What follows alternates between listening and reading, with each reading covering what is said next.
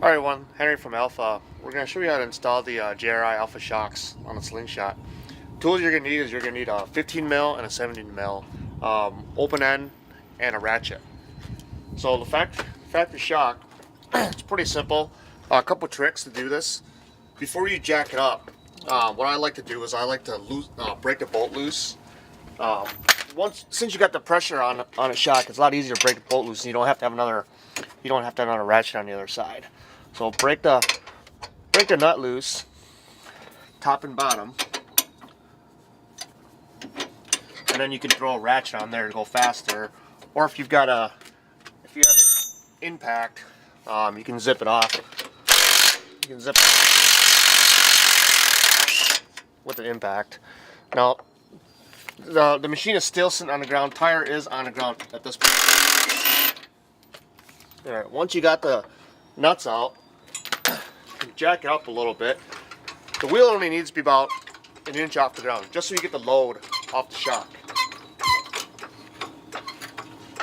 All right, so once you got it out, my little trick is to put my feet right underneath the tire on both sides. That way, when I'm pulling the bolt, if there's pressure, I can use my feet to go up and down to adjust the pressure, so the bolt comes out easier. So take the top one out first, and then here's a trick: pull the bottom one out, the bolt, release the top, but don't take the bottom perch out, and you'll see why. Because the factory shocks have rubber bushings, and the bracket here is metal. So at the factory one, they put it together, it bends the bracket in, and then with the new shocks, you gotta bend the tab out a little bit. So I just take the shock, just rock it back and forth a little bit like this. That'll bend that tab out just enough for new. And here's the factory shock that's out. So we're gonna install the touring shocks, and all the shocks are the same. Whether you have the sport ones, touring, clickers, they all install the same. Now you'll notice on your new shocks, these all have different bearings. You'll see at the top bearing, lower bearing. Top bearing is skinny, top is thicker. Skinny goes on top, thick goes on bottom, same with the rear.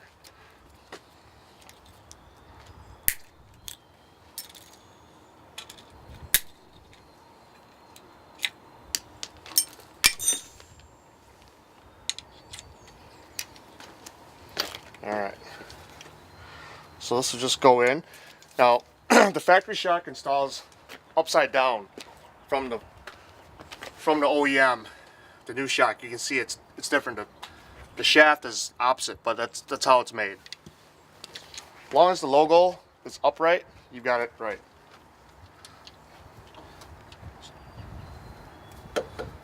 Just get this in there.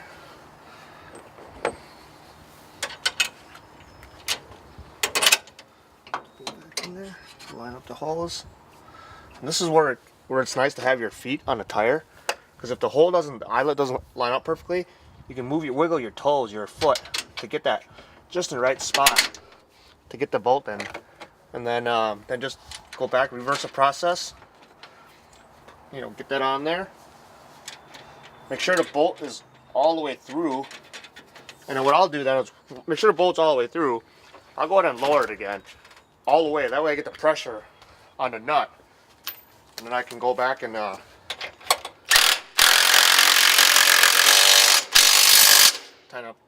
tighten that up. There you go. Now we'll move to the rear. Alright. So now that we got the front done, we're going to go to the back. So here's a couple of tricks for the back if you don't know this. On the passenger rear compartment, if you open it up, you see on the corner, in the back corner, there's a little hole. That hole there is to access the bolt for the top of the shock. Now on the rear and the top, the nut is welded onto the frame, so all you're going to be removing is just the bolt, and it's a 15 mil. So just get a socket. You might need extension depending on what size socket you got in there.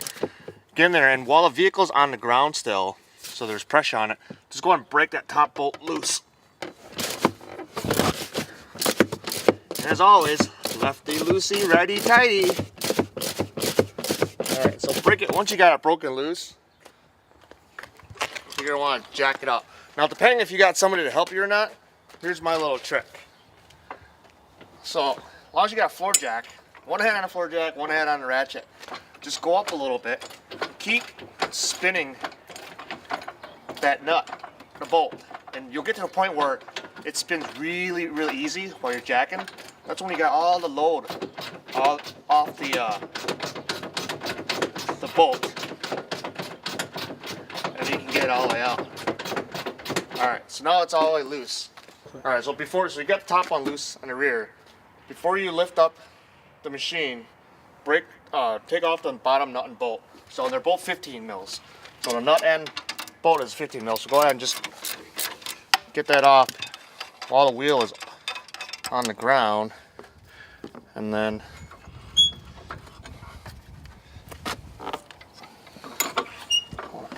well, you don't lift the wheel. So this is where you probably have to have someone help you. Because the pressure, it's a lot easier usually if you lift the wheel. It's not up on the There we go. And get it up. Alright.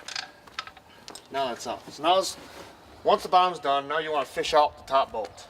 And just use a magnet.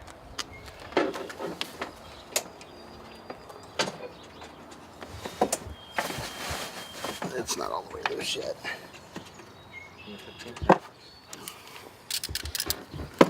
Make sure the bolt's all the way loose before you try using the magnet to get it out.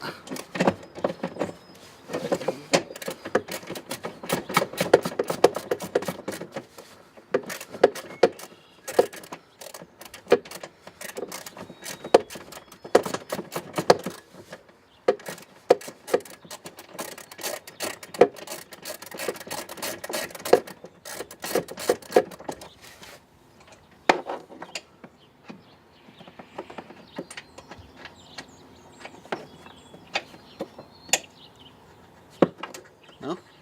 No.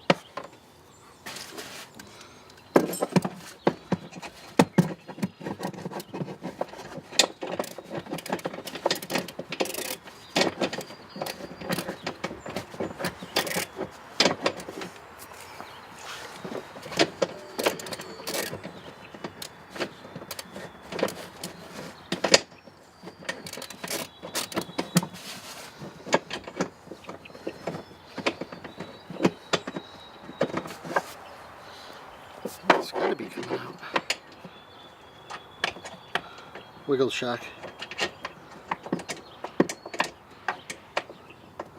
Push it up and down. There you go.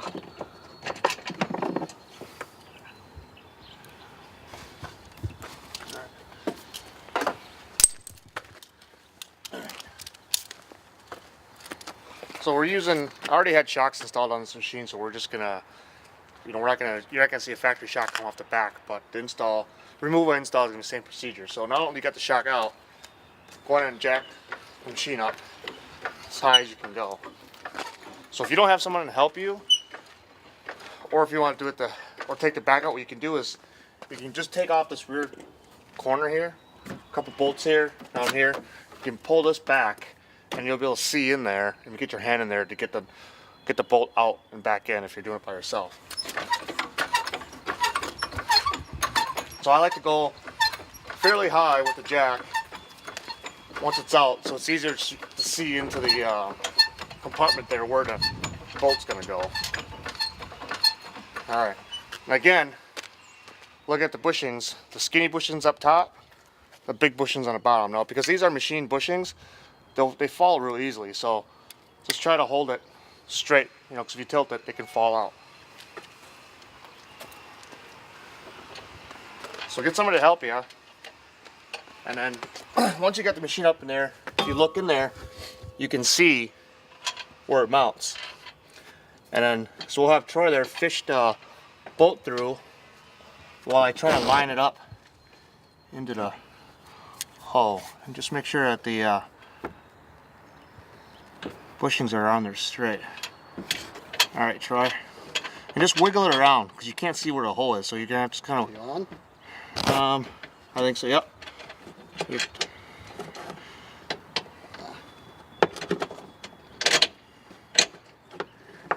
Yep. Alright. Go on and start the thread. Yep.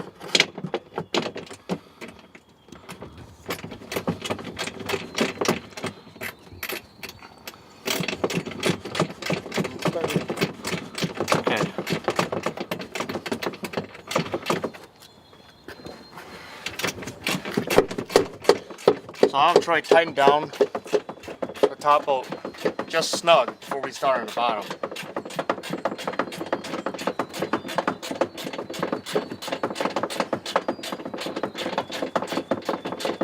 Snug?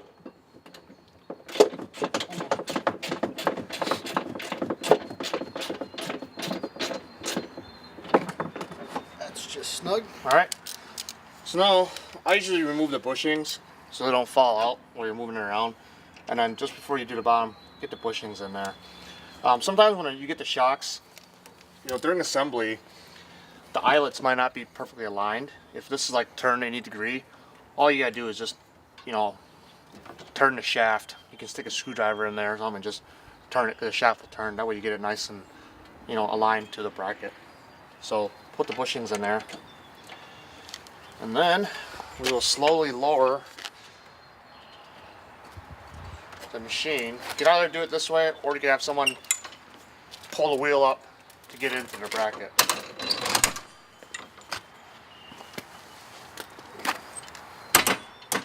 Slide off the frame.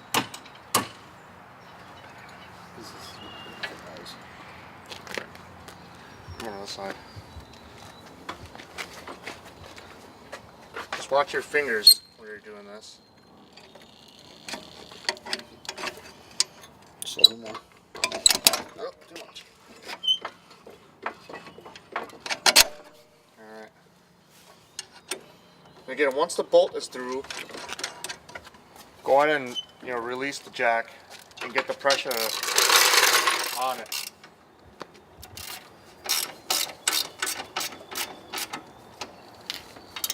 Now, bottom's done. So now it's back down on the ground. Go back into the compartment with the 15 mil through the little hole here. Finish tightening down the top bolt. There you go. All done.